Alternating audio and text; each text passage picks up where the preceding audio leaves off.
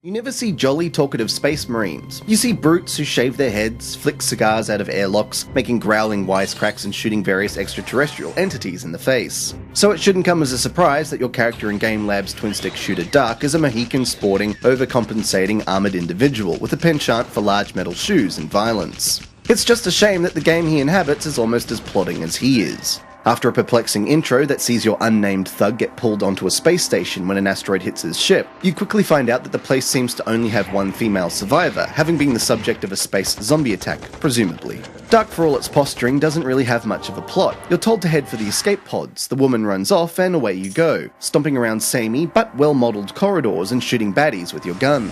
The gameplay is split almost exactly down the middle between stomping about and twin-stick shooting. Nearly every room starts with you walking in, heading towards a waypoint of some kind, a switch most likely, pressing it and then fighting a set number of baddies as they spawn in. This formula rarely alters throughout the 90 minutes or so of playing time. There's literally no decision making on your part, you just hit the switch, fight, repeat. If the game had some kind of story to contextualize these sections, or gave you a chance to explore them, then they would make more sense. As it stands, they only make the game feel like it's dragging its feet.